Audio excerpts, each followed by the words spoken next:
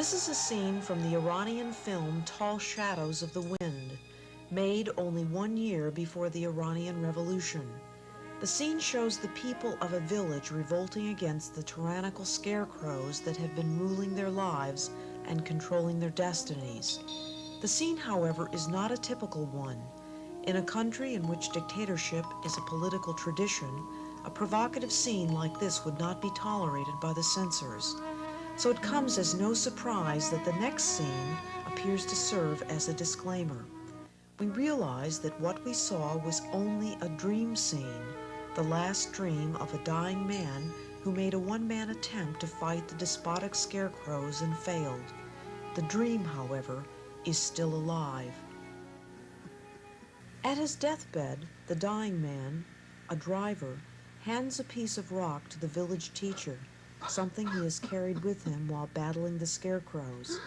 In a symbolic way, he is leaving the task of fighting to the school teacher.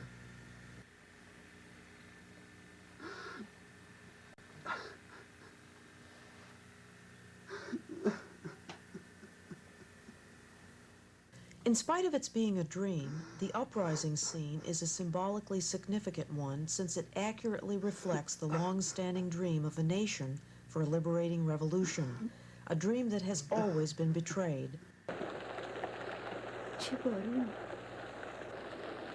There are more vivid, if less defiant, variations on the theme of betrayal of the dreams in other socially committed Iranian films. In Dead End, the protagonist is a young woman living in a cul-de-sac in the capital city of Tehran.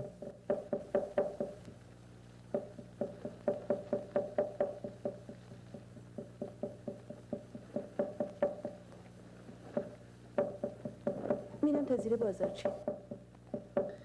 تو این بارون؟ میرم تلفن کنم.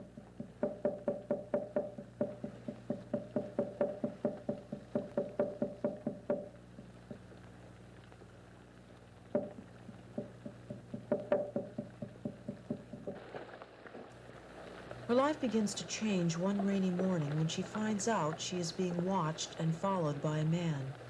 This is a traditional custom sometimes practiced by a man who's seriously considering a woman for marriage. For a typical Iranian girl in her situation, marriage could open a door out of a dead-end alley and out of many social dead ends. Here she is, a young adolescent girl living alone with her mother. The brother is away, comes back sometime. She's of a marrying age, and she thinks she's found someone who's interested in her and that marriage will come. یه مردی بود که گاهی وقتا سر کوچه کشیک میداد. مدتی پیداش نبود، اما باز دوباره پیدا شده. صبح که از خونه رفتم بیرون تعقیبم کرد.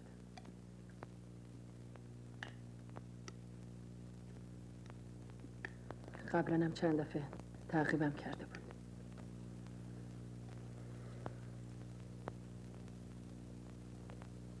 فکر میکنی برای چی این کارو میکنه؟ نمیدونم، ازش خوشم نمیاد.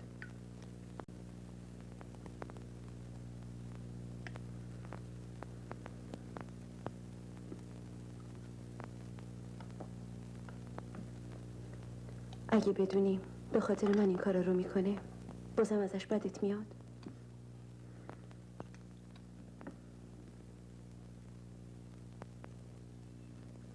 به تو حرفی زده؟ امروز از اومده بود صحبت کنه. صحبت کنه؟ با کی؟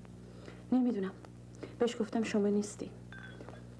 بهش گفتم من ترجیح میدم اگه حرفی داری با شما بزنیم.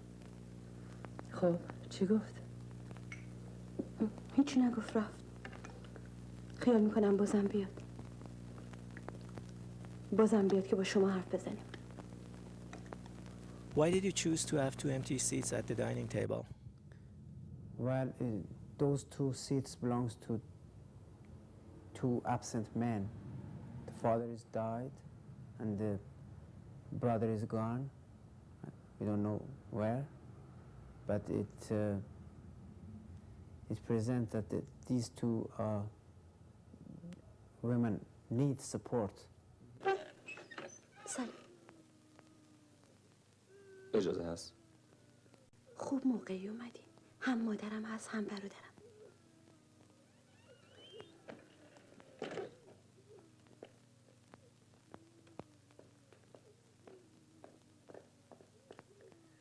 مامان با شما کار دارم. سلام. سلام.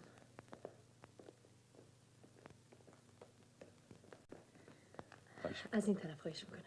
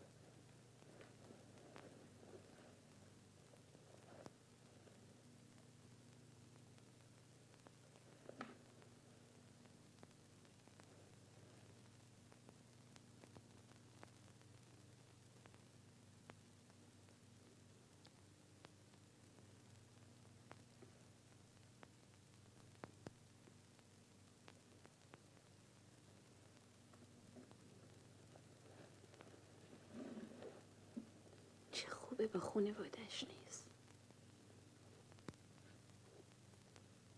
خیلی مضحک بود مراسم چای بردن و لبخند الکی به فک و فامیلش تحویل دادن.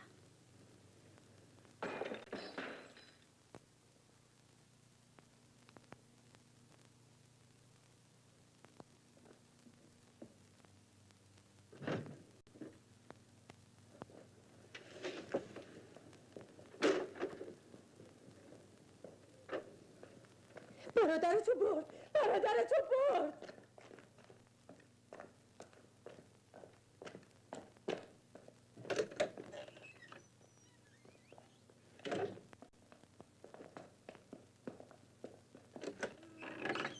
محمد.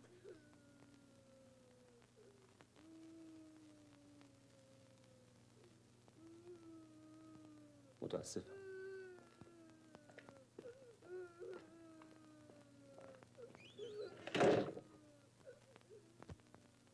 همه لرزش دست و دلم از آن بود که عشق پناهی گردد، پروازی نه گریزگاهی گردد. آی عشق، آی عشق، چهره آبیت پیدا نیست. When it finally all unravels, it's terribly downbeat in American terms. He hasn't been her admirer. Yes, I suppose in a sense he has, but nevertheless he's been following her to capture her brother. And the film ends with him, the pursuer, taking the brother away and handcuffed, leaving the girl in tears, in desolation. It's not until towards the end, I suppose partly the slightly menacing appearance of the Savak agent, that you realize that actually, although she wasn't living in fear, because she was very naive, she should have been. And her greatest mistake was not to have been living in fear. And that's what ended up with her brother being taken away to torture and possibly death. Parvez Syed, the director of Dead End, like many other Iranian filmmakers, has been living in exile since the 1979 revolution, a revolution that brought him his own bitter share of betrayed hopes and shattered dreams. What do you think happens to the girl after the shattering experience she goes through in the film?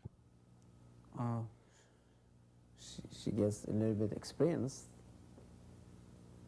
She would receive a kind of, not a mortal blow, but a blow to her self-esteem and her confidence in herself, which it would take her many years to recover from, because she had the double horror of being partly responsible for her brother being taken away, and also of having somebody that she thought might be a fascinating husband about whom she built up this tremendous sort of imaginative investment, turn out not to be interested in her at all.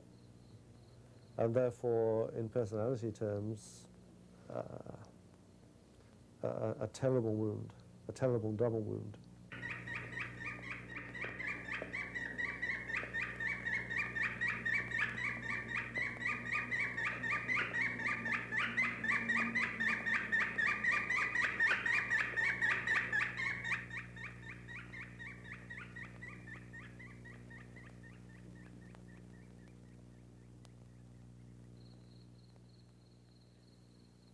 Dead End is a beautiful film.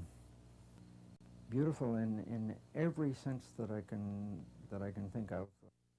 Very subtle colors, almost into black and white, because I'm certain that Syed wanted that film to have a gloomy, repressive overall effect, and his use of a street out of which the young girl, the heroine, constantly looks, is at a dead end.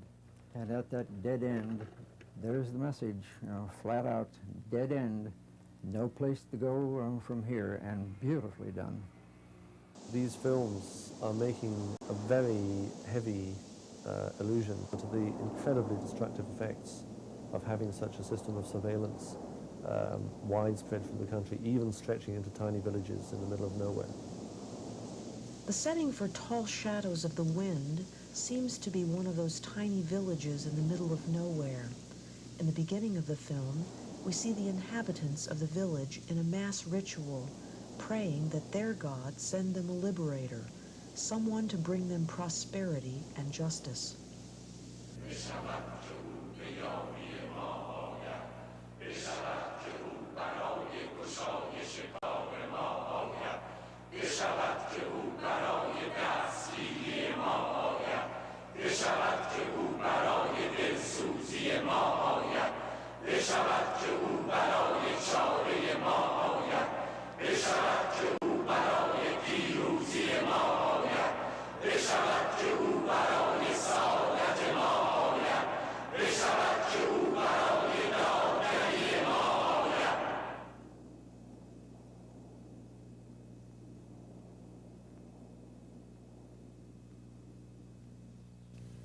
Hoping for liberation, the villagers start erecting a scarecrow for their protection.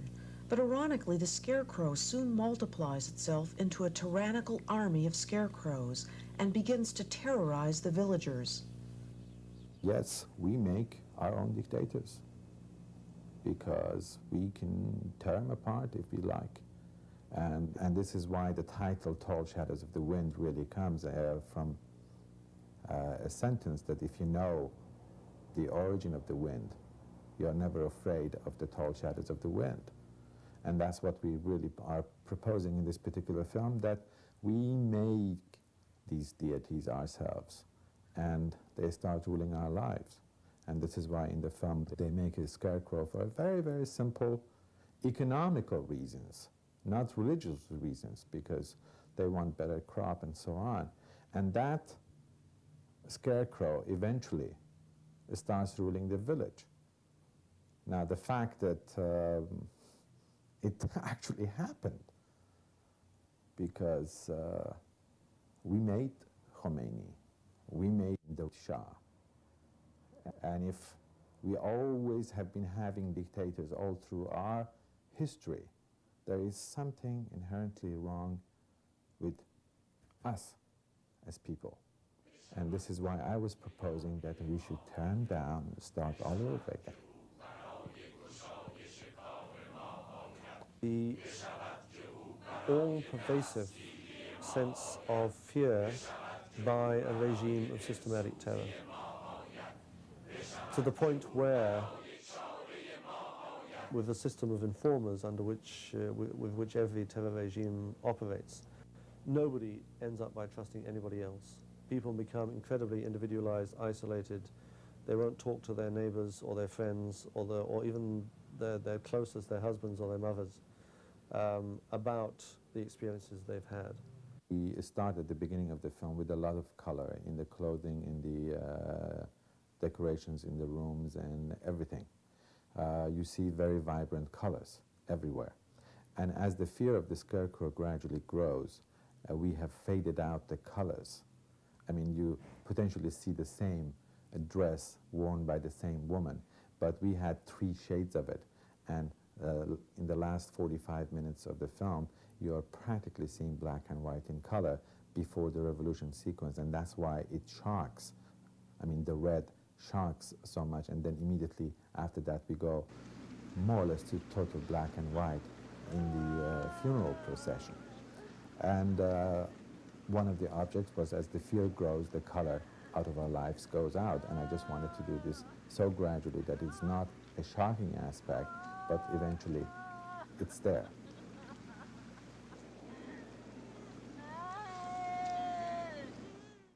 I think, like in many nations, there are, of course, 2 levels of Iranian film. There's a popular level and a more artistic level. But one of the things that's most interesting about both levels is that on the popular level and on the artistic level, there's an extraordinarily moral quality to Iranian film.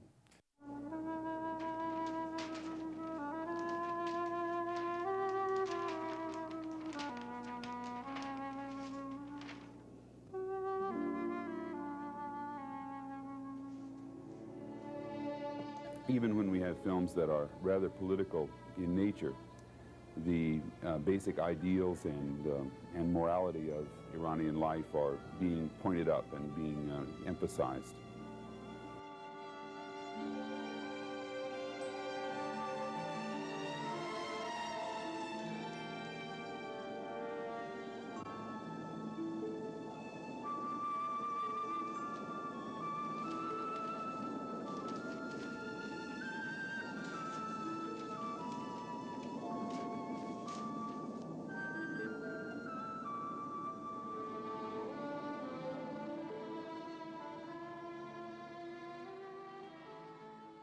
There are a great number of themes which deal with the defeat or destruction of the main character.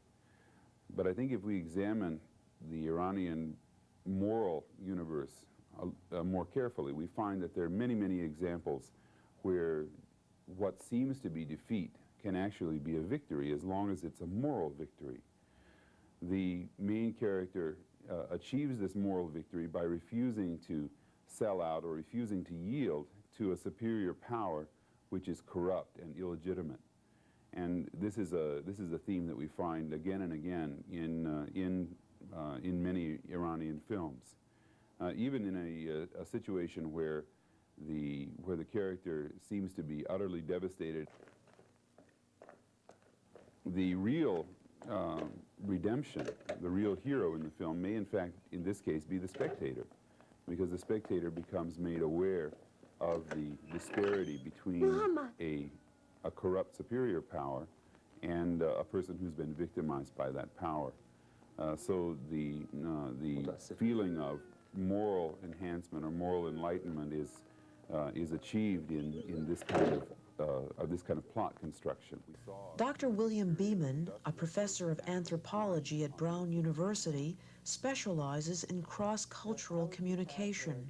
He spent more than 11 years in Iran prior to the 1979 revolution, studying the Iranian arts and culture.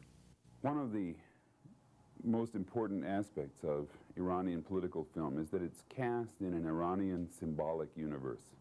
That means that in order to be able to understand Iranian political film, We also have to understand Iranian literature and poetry, and to a certain extent, other artistic traditions like music and painting.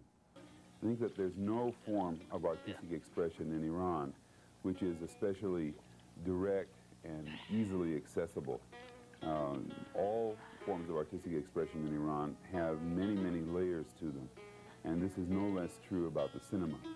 So that the political cinema in Iran has a great deal of symbolism and symbolic layering in its construction. But this also gives it an artistic dimension, which can be appreciated over and above the political dimensions of the film. And this is one of the reasons why I feel it's one of the more interesting cinematic traditions in the world today.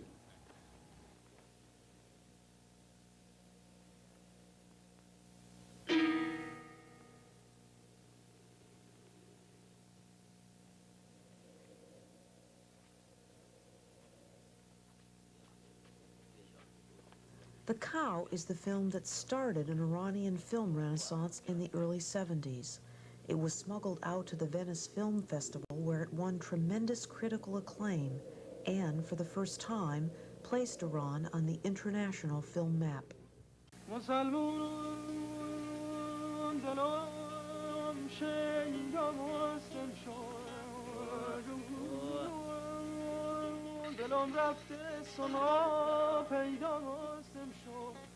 This highly original film depicts the hopeless extent of poverty in an Iranian village. The only cow in the village suddenly dies, and its death deeply affects the collective life of the village.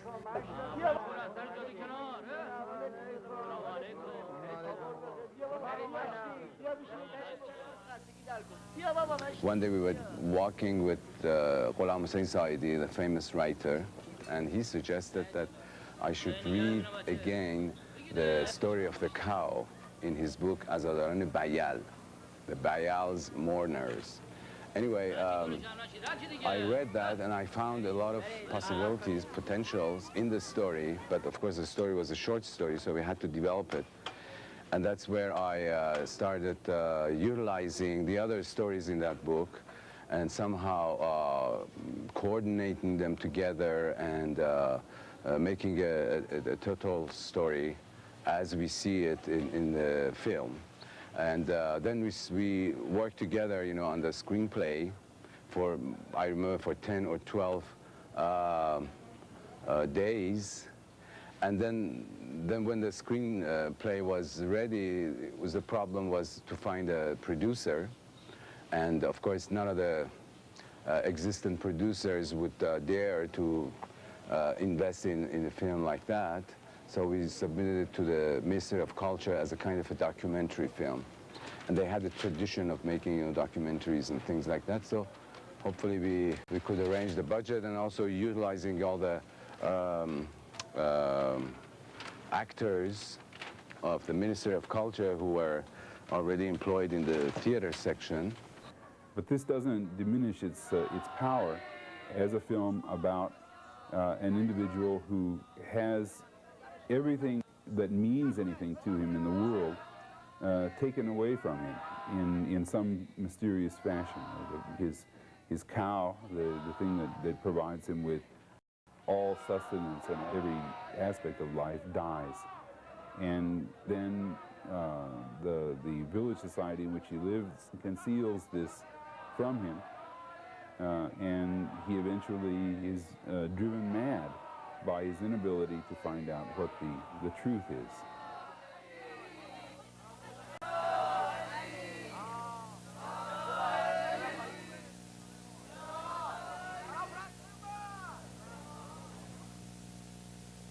The cow dies. We don't know how or why, and I mean, this riddle remains all through the film. But the impact of this death upon the villagers, and particularly on Masht Hasan, is tremendous. So much so that Masht Hasan, out of his love or his attachment to this animal, he gradually undergoes a severe change in his psychological outlook. So much so that he somehow considers himself as a cow. He just identifies himself so much with this animal that he believes that he is the cow himself. This concept of the lover being dissolved or into the object of love, in other words, the synthesis of lover and the beloved, is one of the main concepts of, for instance, Ibn Arabi, when he talks about the metaphysical love, that in this quest that the mystic undergoes, he somehow, out of pure love or out of the richness of his love for the object, he becomes the other. There's something so insane about this character and about his obsession. There's an Aristotelian problem with it. It becomes so pathological that you feel that this is an excessive example of it, and though it does indicate that the narrow margin, how close, these people are to the breaking point.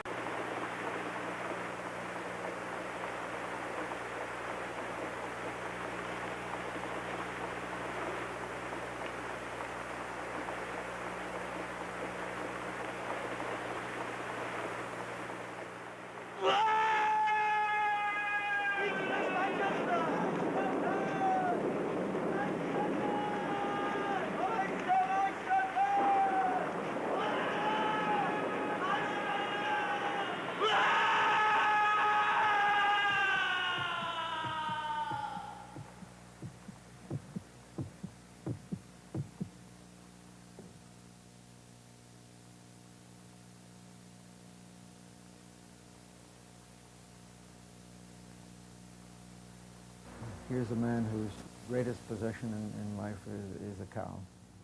When the cow is gone, so to speak, his life is gone. The film is actually is the love of a man for another being, which happens now to be a cow. And she's also pregnant and giving milk to the villagers, and the village is also very poor because they have only one cow. If you are familiar with Iranian Islamic philosophy of mysticism especially, some of their ideas are incorporated. I showed the cow to my film class, along with another Bolivian film, Blood of the Condor, because both of them, it seemed to me, were classics of the mid-60s, and therefore classics of the present wave of new filmmaking which is taking place in the Third World. Both of them give a very strong sense for immediate realities in an impoverished village in the Third World.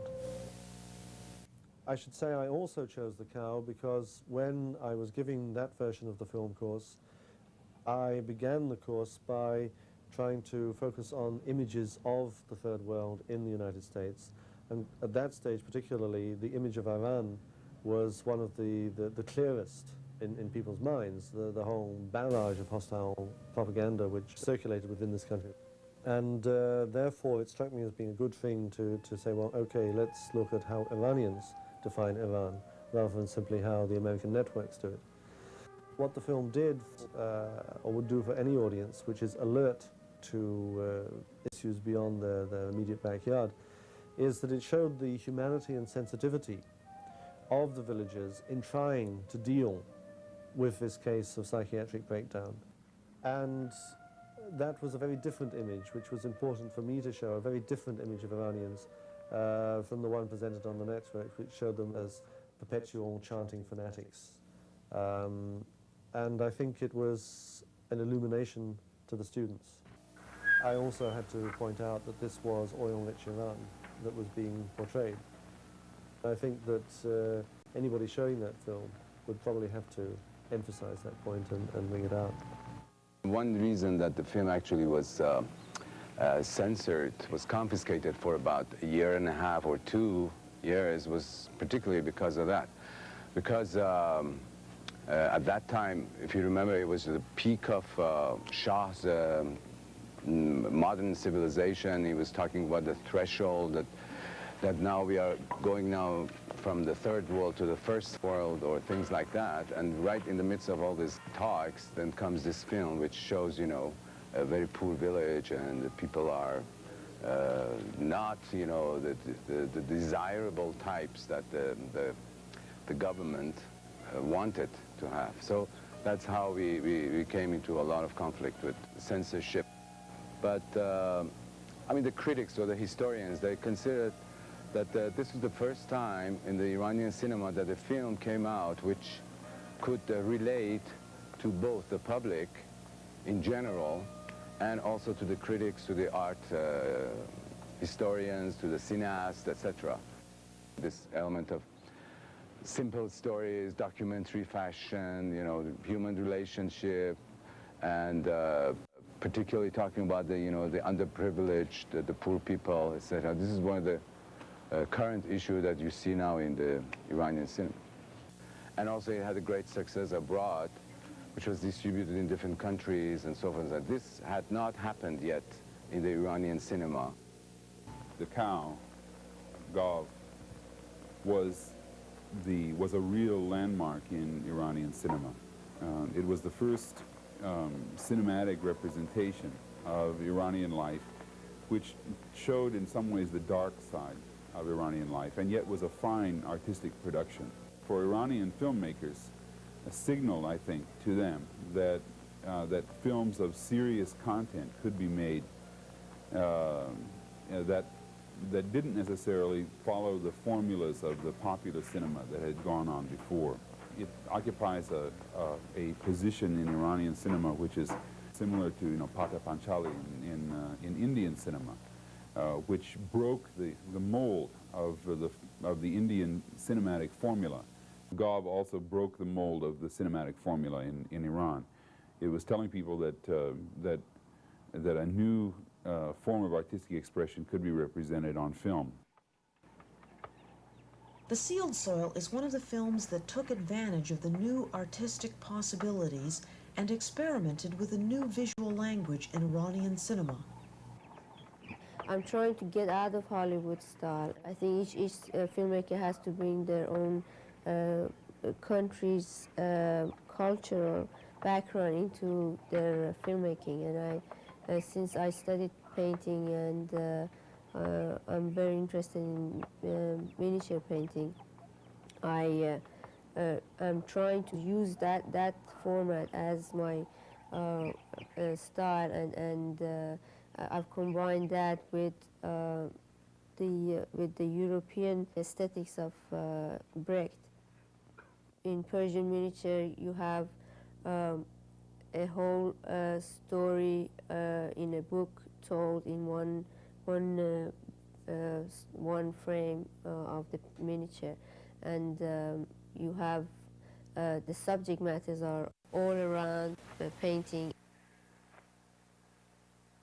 It's up to the viewer to pick up the story and give it a meaning. The whole becomes one, and one becomes whole. I've tried to do that with my composition. I feel that you don't have to have close-ups to accentuate in what you're trying to say. You could do it in by other means, like recurrent of motifs, or in other words, the action recurring again. I think audiences would tend to find that a little too pace too deliberate, and the development of the character. Also, we're brought up by movie conventions. You know, you have a quick cut, and you get psychological development every shot. You know, and everything that way. And this doesn't operate on the psychological level at all. I can go with slow when it or apparently slow, because slow is misleading. There's no such thing as slow. What people mean slow, they mean there isn't a lot of plot, there isn't a lot of action, or the way you photograph somebody coming from somewhere. If you understand that that is ritual, and then there's no such thing as slow.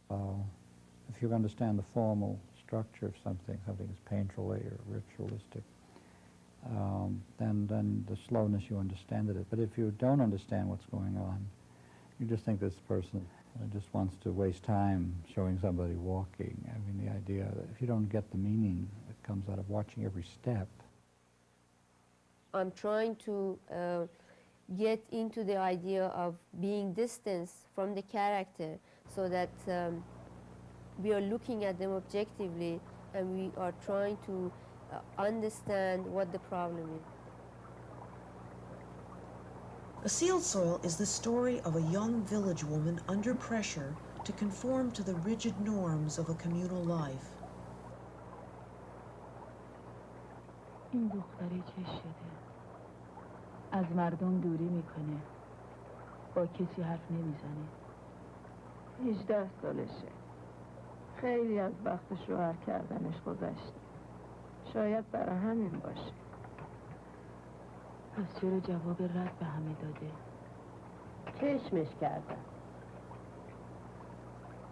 She's being criticized because she is a different woman from what her older generation have been, and that's why she's being questioned and she's being criticized.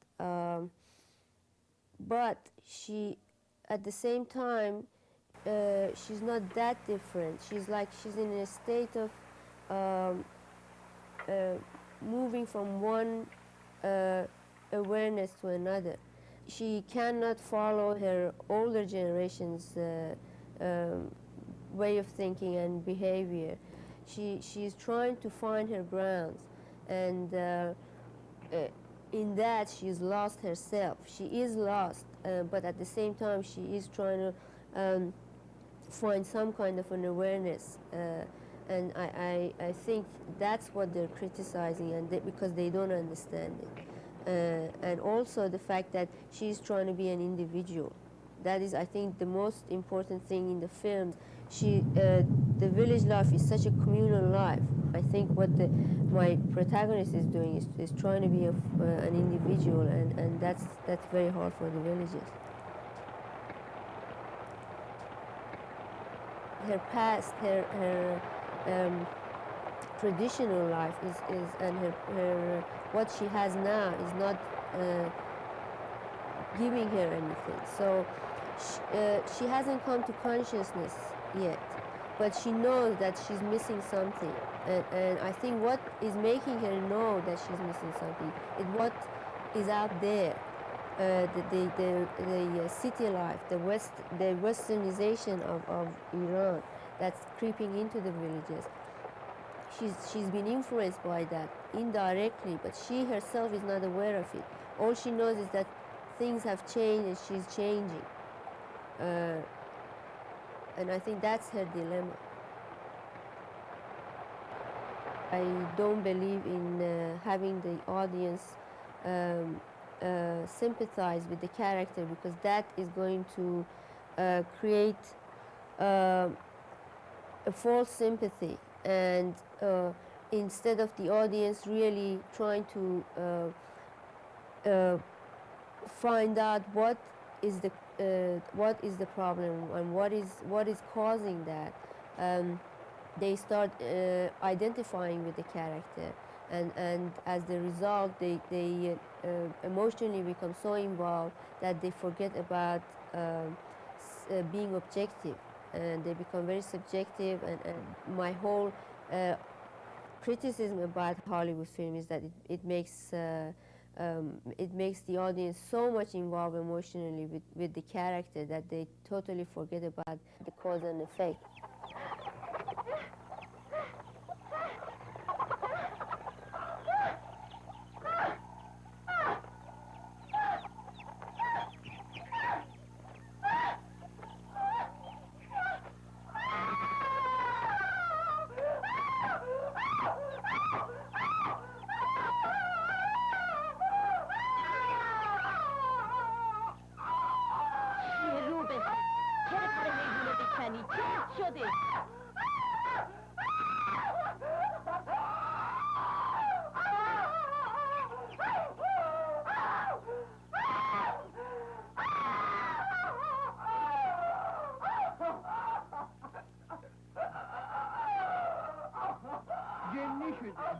نه چیزیش نیست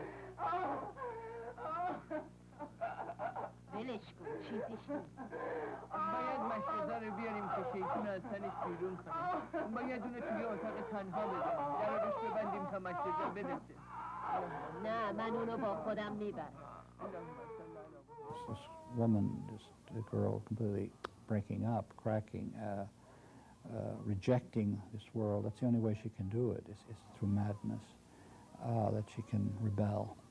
And she does it. And I think you would be drawn to that.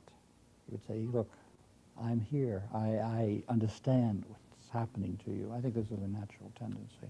So I think there's a kind of logic to this construction, to the people who feel that the tragic vision, because they're the people who suddenly dimly perceive the nature of the betrayal, the nature of the repression, nature of the evil that's being practiced, the inequity, the injustice.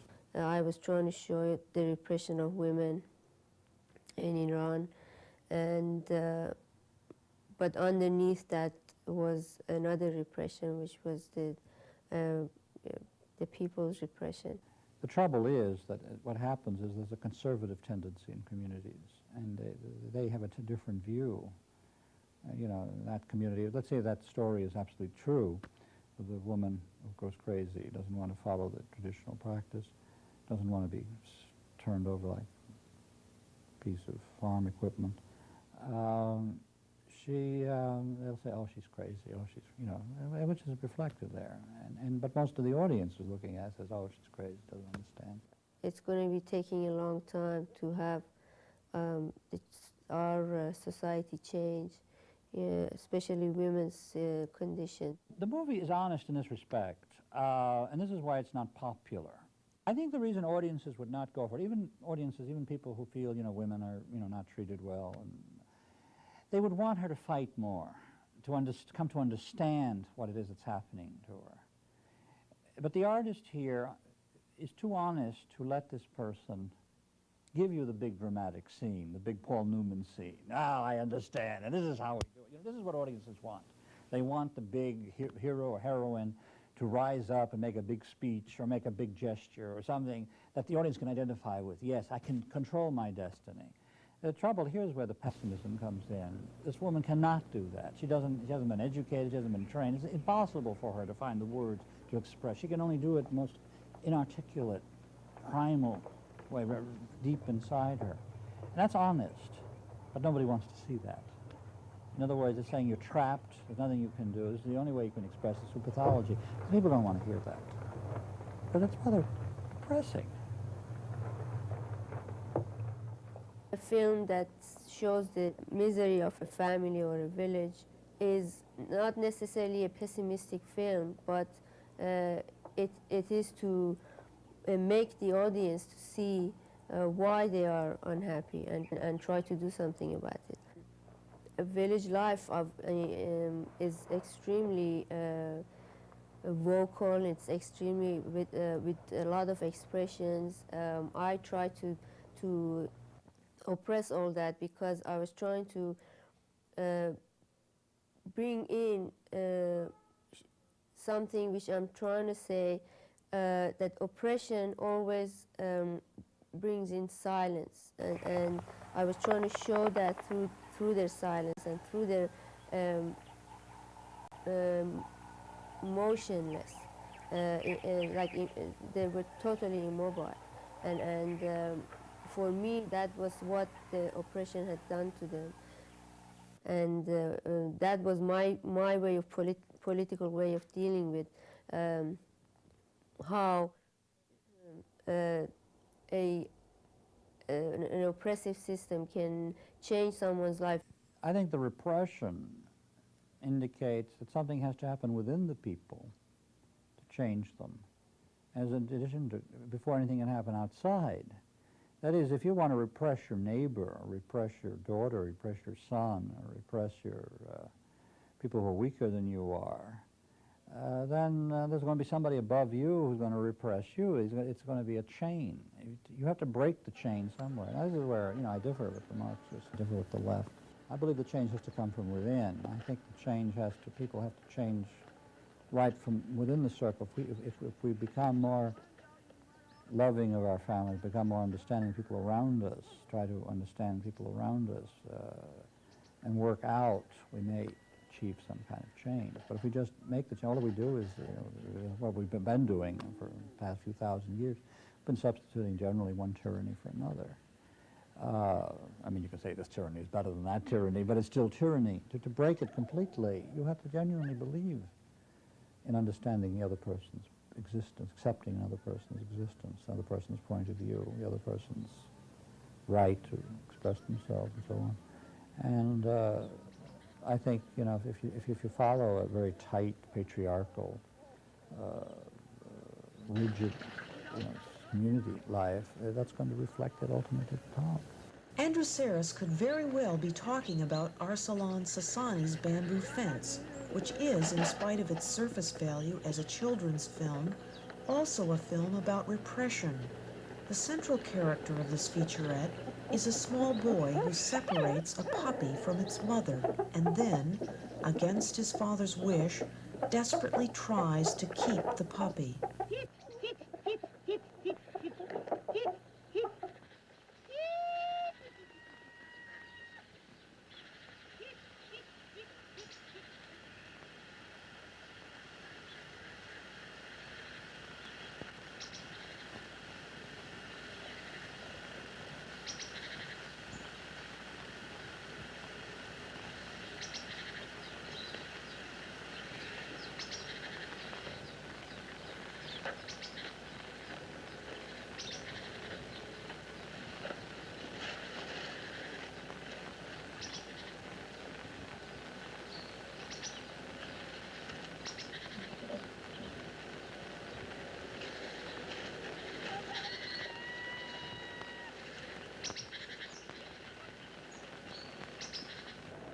I think the message in Bamboo Fence, hidden under everything, is that we Iranians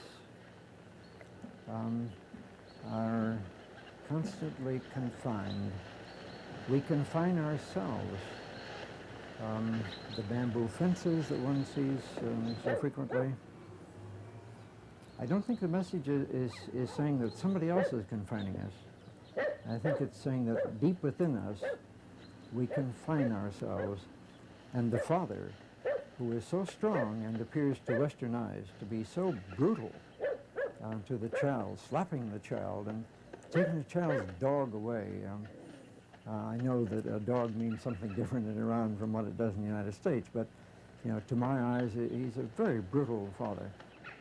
I think the message there, intended or not, says Iran wants strong leaders, in this case a father.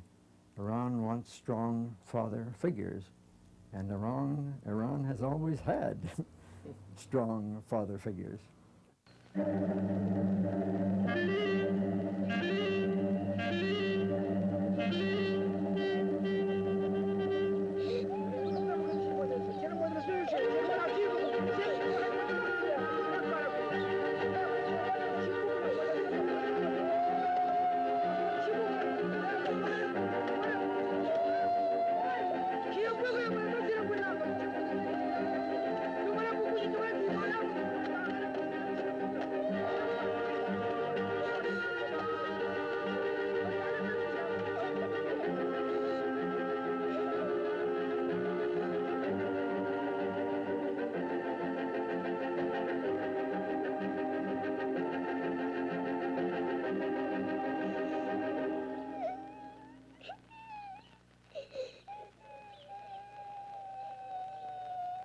Dr. Louis Forsdale visited Iran twice in the 70s and was fascinated by the indigenous cinema he discovered there.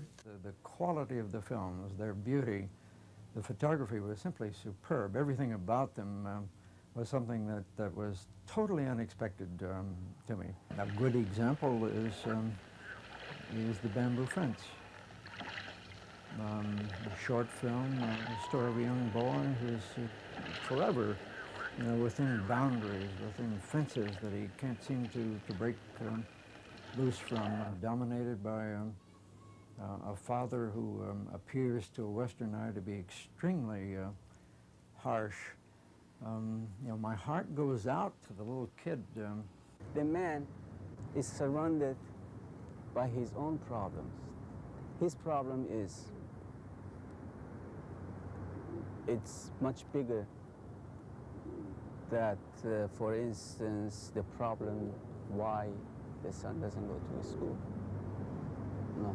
You see the man, the time that he punishes the boy, you see the man, he spread the net, on the surface of the sea, but he doesn't get anything. He doesn't get anything. And he's so frustrated.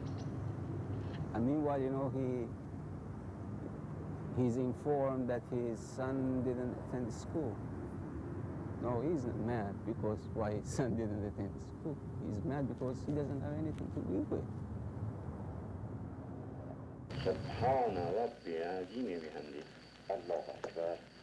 The way of raising a child in a country like Iran, or better to say, a third world country, is absolutely different. That's because of poverty. It's because of the simplest thing that you should have in your life, but you don't have it. I remember my father used to hit me by hammer. By what? Hammer. Hammer? Yeah, hammer. Yeah. Or just, that was because my father has the same problem that this man has.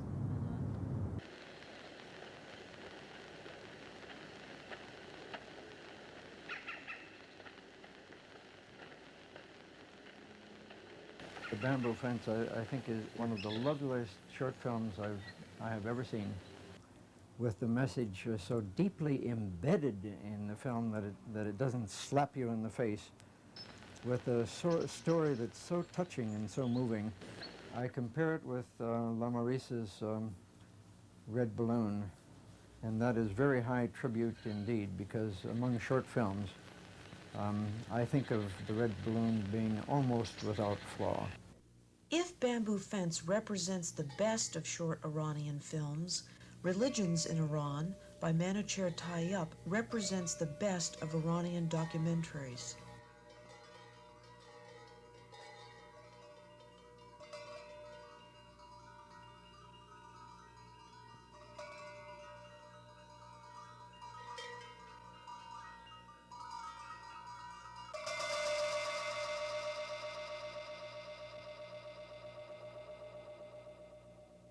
Religions in Iran compares and at times contrasts the religious rituals of 4 of the state-sanctioned religions in Iran under the Shah: Islam, Christianity,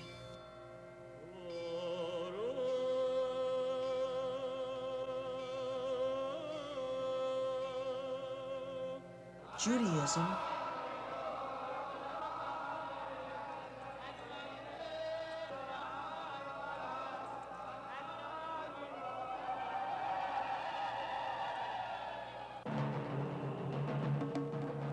and Zoroastrianism.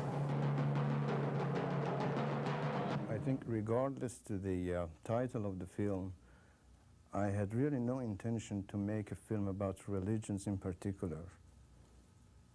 I tried to make films about human beings and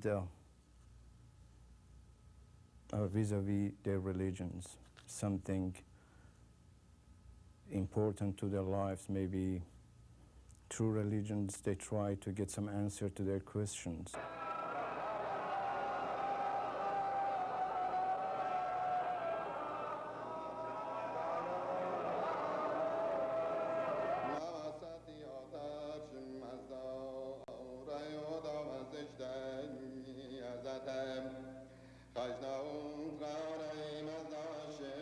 I really didn't want to make a documentary about different religious groups or sects.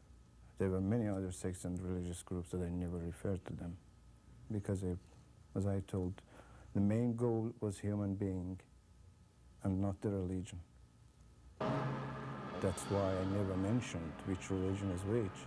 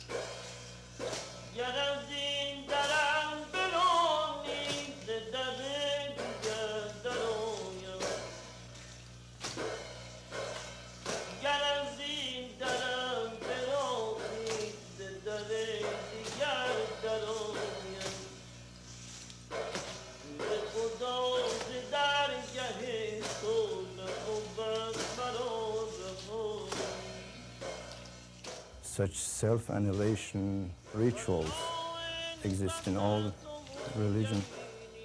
Sure, at this moment it seems a little bit violent, but it has nothing to do with a bunch of violent people that are praying. I never divided the religions. That's why I make cuts from one religion to other. And I wanted to make a unity in this film, because I believe if there is a God, is the one and only God, and there is no difference. And that's why I simply show people looking for something, trying to get closer to that, what they want.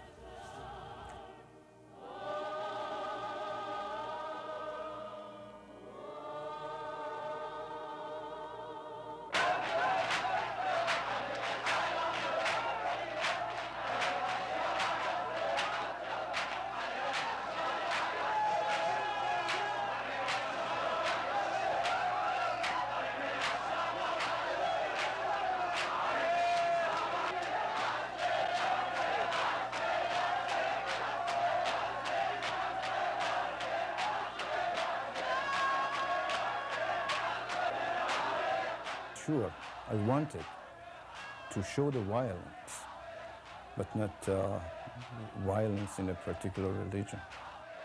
It's the expression of human being. We can't control them. I mean, we can set a guideline how they have to pray. What makes religions in Iran aesthetically distinct is a constantly moving camera that always seems to be trying to reach out for something. In effect, the camera itself turns into a pilgrim in a shrine. My camera is a part of me.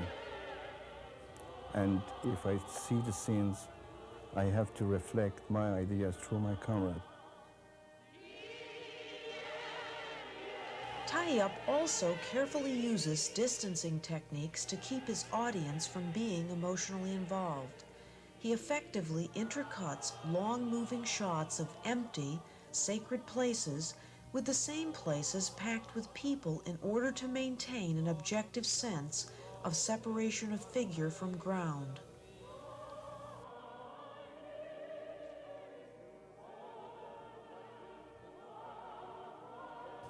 I didn't want to get involved with emotionally involved with the whole action.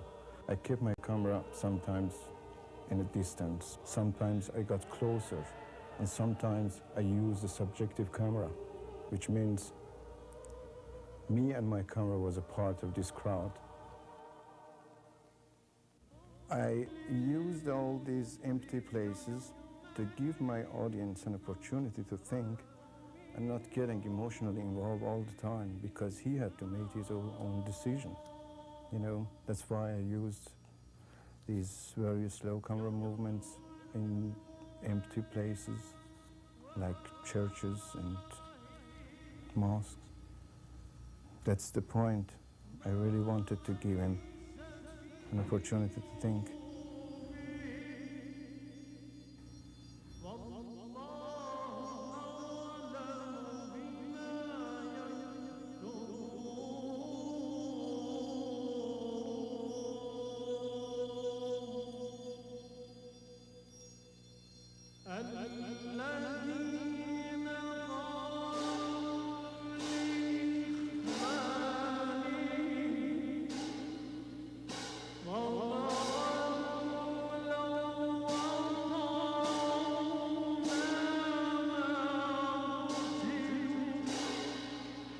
The artistic flowering of Iranian cinema in the 70s was partly the result of a symbiotic type of relationship between the government and the quality filmmakers.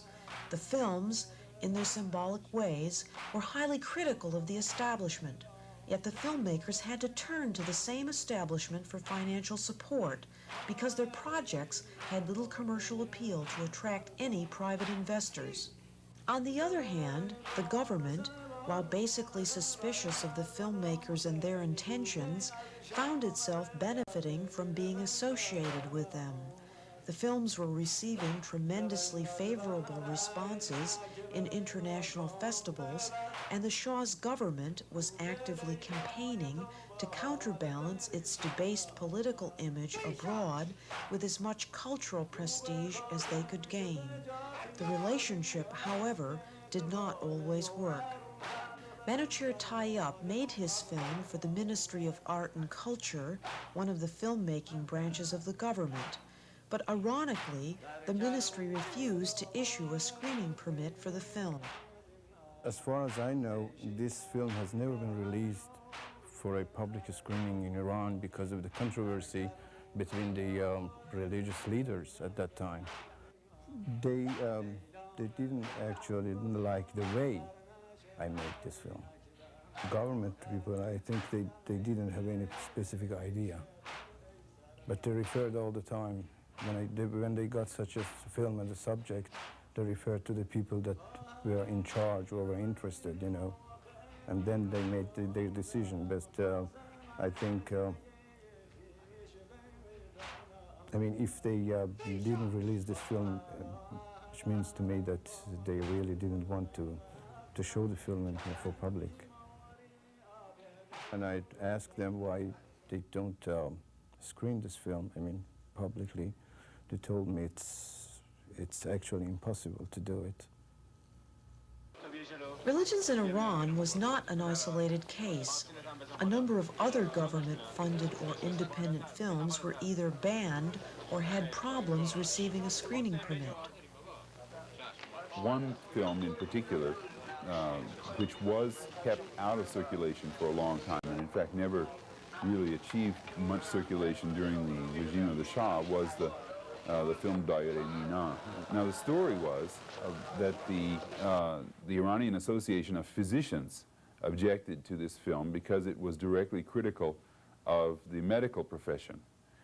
Well, yes, the reason that it was banned was because, I mean, it showed, you know, this kind of a poverty and everything. It was like the thing that, for instance, Dr. Herbal told me. He said that the way you showed this film was that we have a very beautiful restaurant, for instance, in appearance, very good, but you just don't show the restaurant. You go into the kitchen, and you show the dirty kitchen and all these, you know, cooks who are doing dirty works and so on. No, your film is like that. It does not show, you know, this modern, glamorous, you know, industrial country which they wished to show. So that's why they banned it, and it was banned again. The longest ban was on that film for 3.5 years.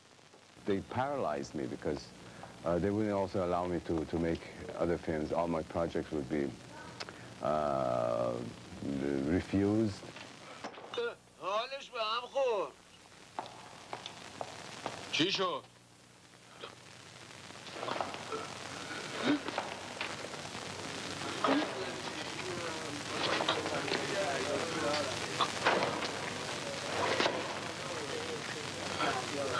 خوب شدی بابا باشه برو بیرون یا علی بابا جون Very strong film.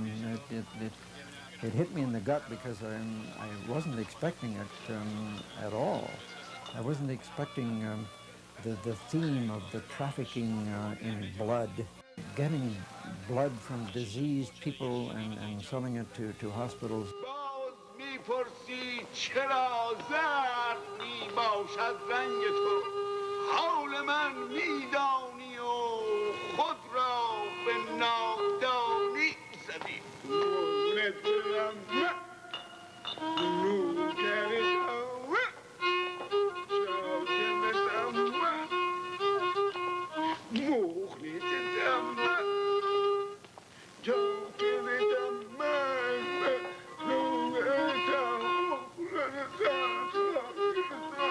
بشین بابا کتم داره بدش من خیلی خوب حالا بشین چیه آسه؟ این خون نداره بابا همین نیم ساعت پیش خون داده دیروز داده پیروز داده هر روز داره خون میده 6 جای دیگه میره خون میده نداره بابا مشتری خودمونه بذار بیاد جون آسه ول کن دیگه آخه خون نداره بابا چی شدی؟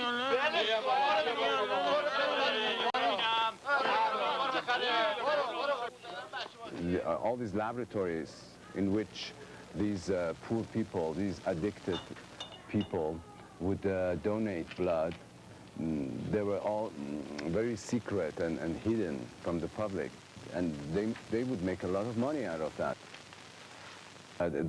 The things that I showed in the film was actually came from the reality, and even the locations that I used were the original locations.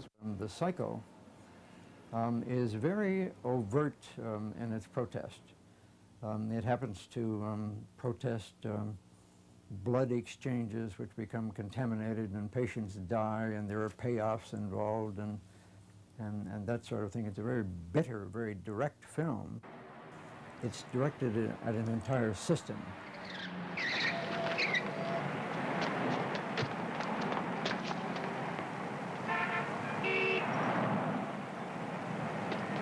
سلامش میبینم یلا بجا ببینم احتر نکن زود باش کتاتونو درارین آسیناتونم بزنین بالا دست رو درست بگی تا دست بگی بالا اینو بگی دستت بگیرم نمیتونی بگی دستت حالا باز همین چه بگیری؟ آره عجله است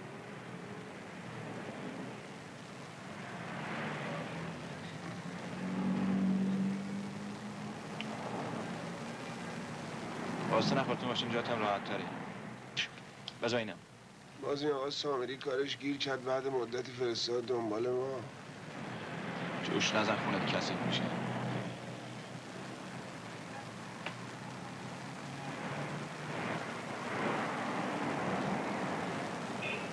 خیلی خوب اینم از این شیشه رو بیا جلو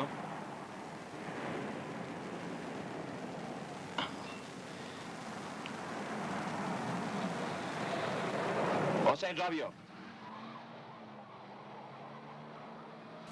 The point that is perhaps most politically important is that the film deals with the selling of blood, and this becomes an extremely important device for the film in order to make a political protest without making a political protest.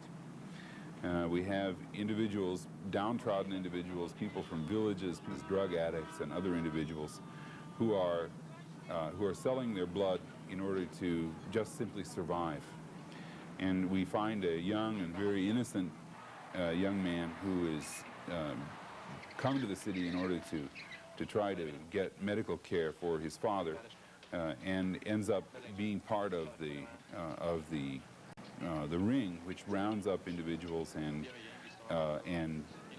brings them in order to sell their blood in order to feed a very lucrative medical practice.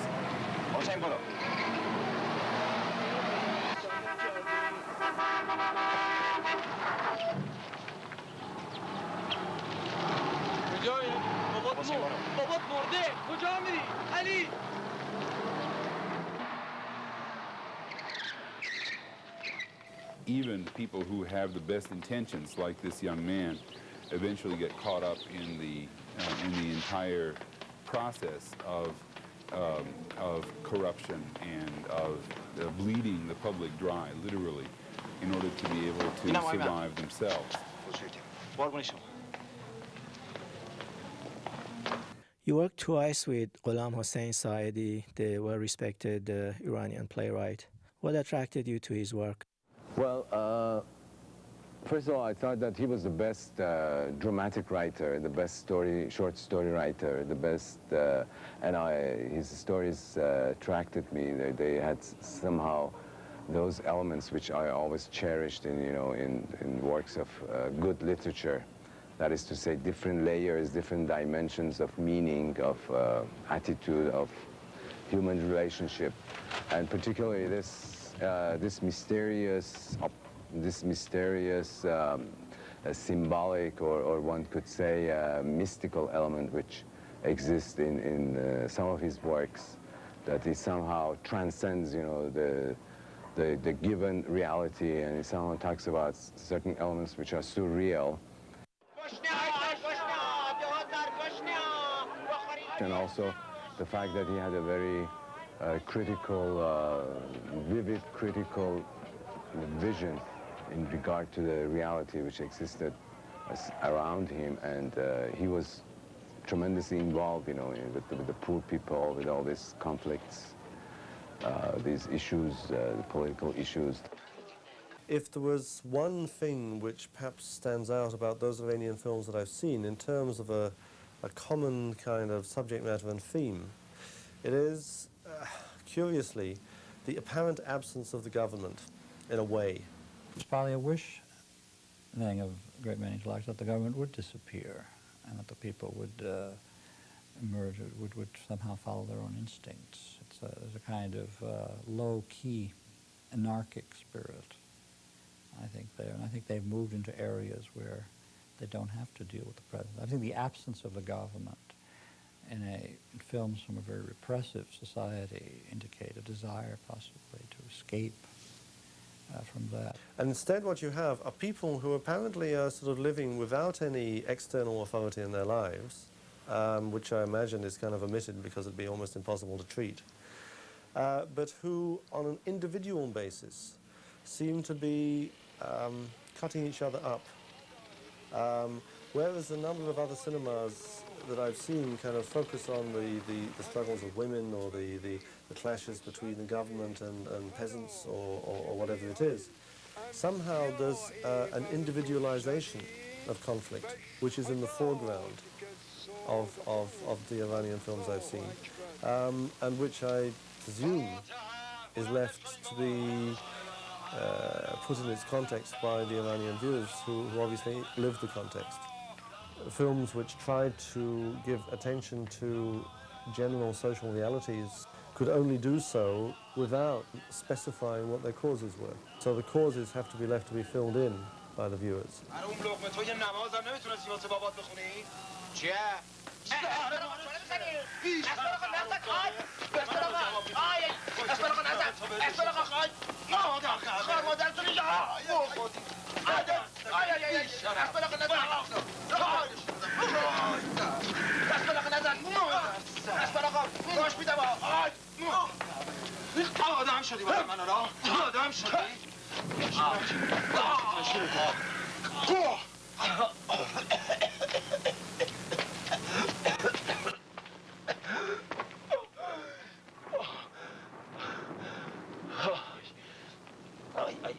I'm reminded in a funny kind of way of some Eastern European films, some of the Czech films in the early 60s and so on, which again paid attention to a variety of things which were going on.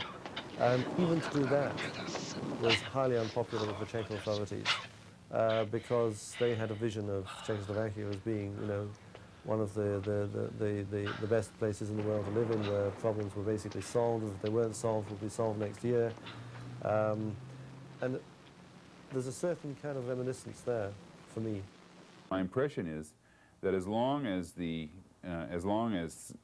criticism of the government remained on a symbolic level and not on a direct level, then then a film would probably be allowed to be shown. Not necessarily. Even when the films resorted to symbolic communication, they could still run into problems with the government. Witness Farmanara's Tall Shadows of the Wind. The objection of the Shah's regime was that by a scarecrow, we meant Shah and his secret service. Another group of censors in the Khomeini regime, they said by the scarecrow, you mean Khomeini and his regime. I told them that this film was made prior to your regime, so we couldn't mean that. In Iran, political relationships for centuries have had an extraordinarily unique quality. The ruling authorities have always tried to legitimize themselves by reference to some cultural or historical or moral system which is over and above everyday life. During the Shah's regime, the Shah tried to associate his regime with the pre-Islamic empires and with the institution of the monarchy down through history, and staged a number of symbolic celebrations in order to emphasize this. Under the regime of the Ayatollah Khomeini, we have reference to the legitimacy of Islam as a system. The interesting thing about pre-revolutionary and post-revolutionary Iran is that the hierarchical structure of the society has remained unchanged. It's difficult to criticize that authority without negating your acceptance of that basic relationship. And therefore, if you have grievances or you're unhappy about something or you want to express a protest, you have only two choices. One is to break the relationship and end up with something like a revolt or a revolution, or you can express your dissatisfaction in indirect ways. And the cinema turns out to be an important indirect way of expressing dissatisfaction with the current state of the moral universe in which individuals are involved. They start with what they don't want you to have in your films. At the time of the Shah, you couldn't talk about the royal family, you couldn't talk about Islam, you couldn't talk about armed forces, and you couldn't talk about constitution. These were the four things that they said that you should not have in your films. There were certain things which were taboo that you shouldn't touch, like for instance the critique of regime or the critique of Shah or critique of the ministers or the critique of whatever critique was completely taboo. But once they were settled and became more powerful, they started telling you in the last couple of years what should be in your film. They said, we don't have a bad doctor, all doctors are good, so you should have a good doctor. And that's the end of creativity for anyone.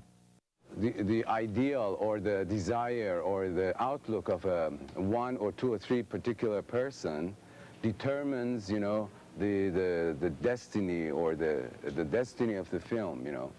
I remember once with a friend of mine, we went to see the Prime Minister because we set up that new film group, an organization for young filmmakers.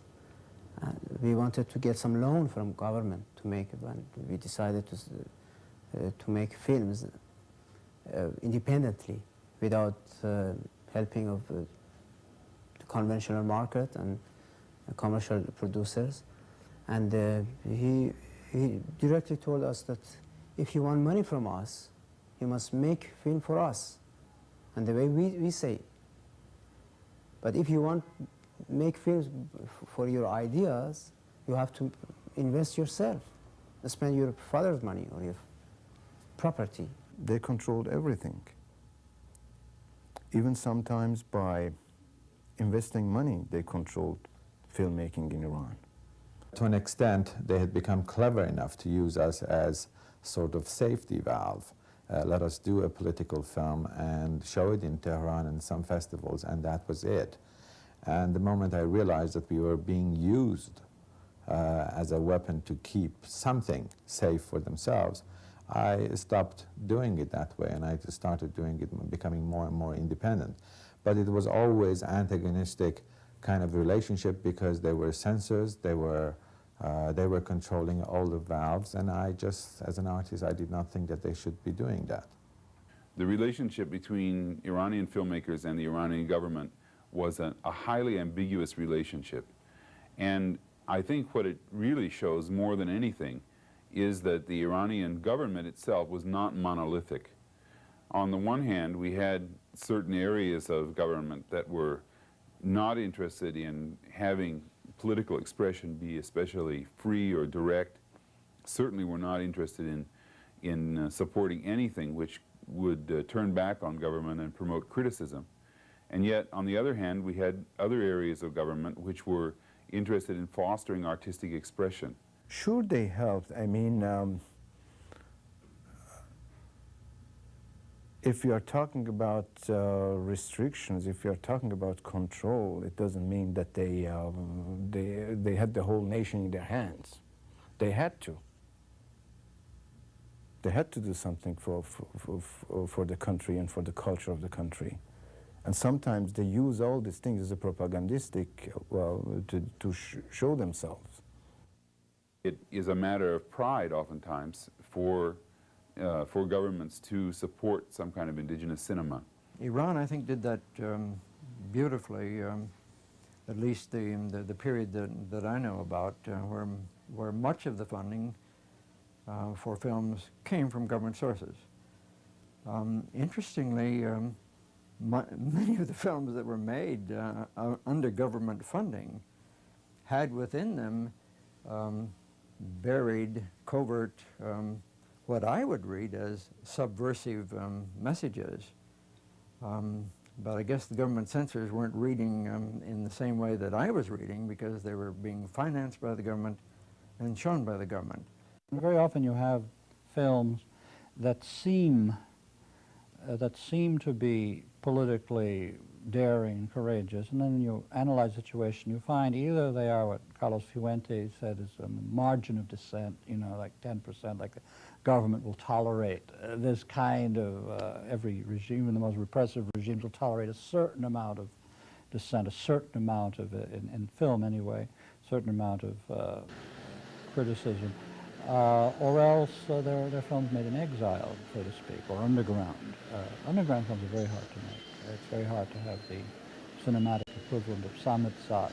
So I think political filmmaker, the filmmaker who wishes to say something political, although you can say, I would say that every film is political, no matter how vacuous or anything.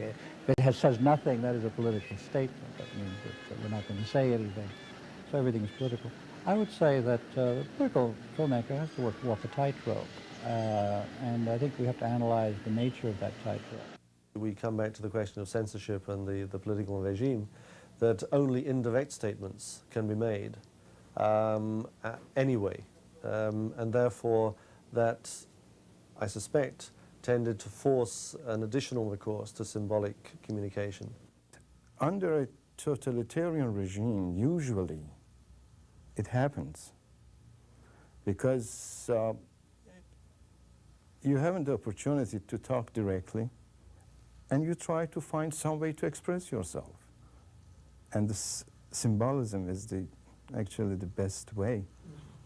Somehow, in Iranian artistic tradition, things don't have much value aesthetically unless they're said in a highly indirect way.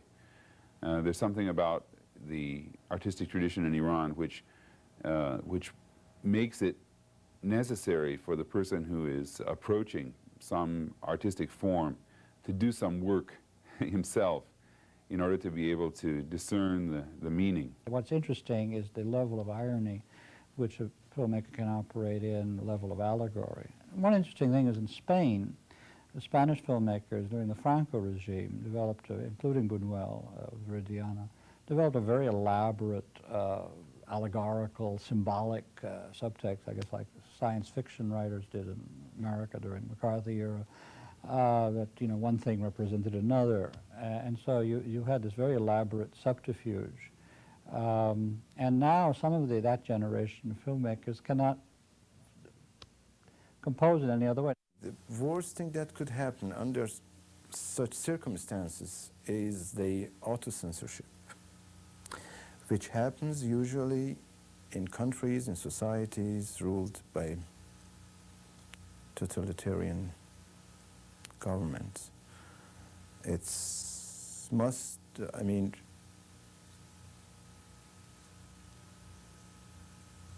the effect is much greater than to control, I mean, to have a system who controls. In many cases, I don't think that was necessary to make such heavy films. I mean, by having such a heavy language. And the nature of making film, I guess, it's making film for people. If you make a distance between yourself and people, why should you make any film? Most of the films I have seen from Iran, and I'm sure I haven't seen all of them. In foreign countries, we tend to see the film more of the intelligentsia. We tend to see rather than the films that are more in the commercial mainstream. So we tend to get a somewhat distorted view of what a cinema is. But the films that are exported usually, particularly to festivals, to elite groups, to art house groups, to universities, to academic centers, tend to present a problem of the intellectual filmmaker trying to communicate with a larger audience from which he is somewhat alienated, somewhat separated. The number of people who actually view these films was rather small. However, for these individuals, the fact that that political messages and messages of protest could be expressed even in a veiled way, even in an indirect way, was had a very powerful effect on those individuals. What's interesting to me is obviously the gap between the people who are making the films and the society they're describing. It's an enormous gap. It's like centuries. And it's a strange situation. If you're making a movie in a society, in a country, first you have to know your people, what kind of people, you know, are living in your country. Here you have people who are, flying in jets, making films about people who are going in ox carts. It's like centuries different. It's almost like archaeology, history. It's like going so far back, so far down, that the distance is just staggering. That's what I find interesting about them. How do you cope with that? And yet they're your people. They're your roots, your country, your blood. It's a hard question. The Iranian Revolution in 1978 and 79 was largely engineered by people in the middle classes. And I have no doubt in my mind that the Iranian cinema in the 10 years previous to this contributed to the political awareness of people in the middle classes and educated classes, and particularly university students who formed an important aspect of political life in Iran in the late 70s.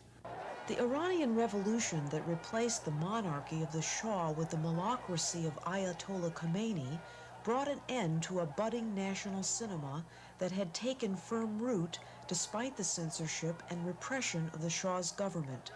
Although the revolution had initially brought them a promise of freedom, most Iranian filmmakers soon realized that they were clearly at odds with leaders of the new regime.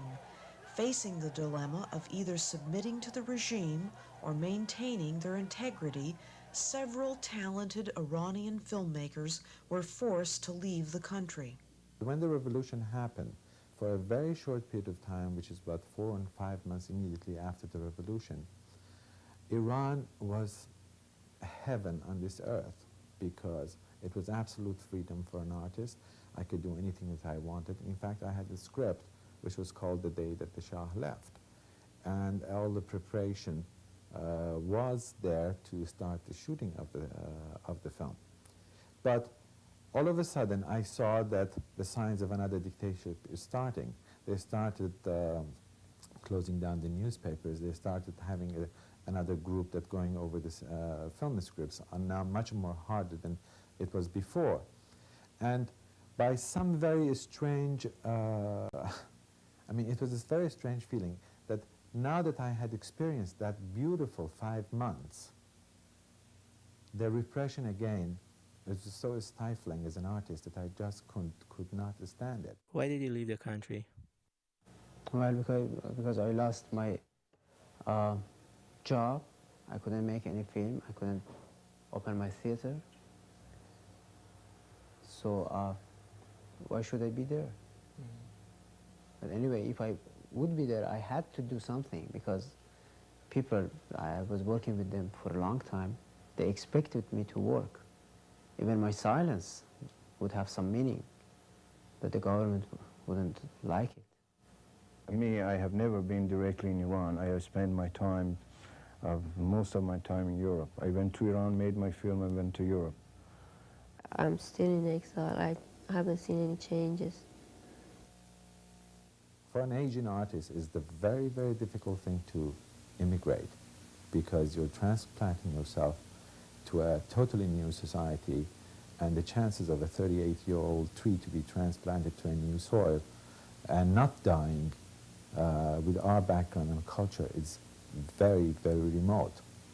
So it's not an easy decision, but a decision that I had to make because I also have 3 children. And I didn't want them to be brought up under the same kind of repressive regime, and they didn't want to come to this world, and I owe them at least a better life. And this is why I left. I wanted to go back. I have the intention to go back. But then I couldn't, make myself to go back to a country that it's hard to live for people like us. Arsalan Sassani's life in exile has not been easy either. He has been earning a living by driving a cab in New York City. What I am doing here, maybe it's not only because of myself, because I feel I have kind of responsibility to my child, that I still believe that he can have a better life here than if he go back in Iran. Parviz Sayed's life in exile was not very different from Arsalan Sassani's in the beginning. For 3 years he worked as a receptionist at a Columbia University-owned building in Manhattan. Then he managed to obtain funds to make The Mission, the first Iranian film to be made outside of Iran after the revolution. The film turned out to be a critical success, and subsequently Sayed moved to Los Angeles, where he now directs stage plays for the Iranian community. من به تو حق میدم. گوش بده. شما من حقت برو پی کارو میگم. آقا جان، من نزدیک اشیاء دارم به اخطار میخورم. من از شما معذرت میخوام. لازم نکنه شما از من معذرت بخواید. ما اصلا چه مناسبتی با هم داریم؟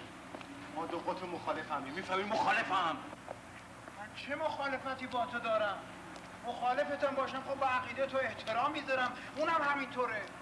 من نمیدونم امشب چش بود. هیچ وقت تابان اینطوری ندیده بودمش. من میدونم چش بود. من خوب میدونم اینجور آدما کجاشون میسوزه. آدمی که یه عمر راه خطا رفته مشکل به سرات مستقیم برگرده. همه این تیغیقات کونسوزی مال اینه که گفتن رقاصی موقوف، قرتی بازی، عرق خوری، سجود کثافتکاری دیگه موقوف. گفتن نوکر خارجی نباید بود. گفتن خیانت نباید کرد. خودت هم که الان بدتر از اون شدی. این حرفا چیه میزنی؟ این حرفا چیه میزنم؟ به ذائقه شما هم بد میاد. آقای سرهنگ فراری ساواک. ما مخلص شما هستیم. کجا؟ مگه به نگفتم جلو نیا. بایستا جاد.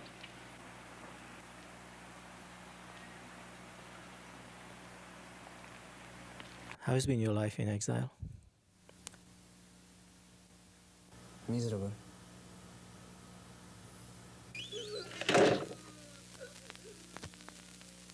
Yes, sometimes it's painful, but when you realize the reality and the way that it is, so you just you give up.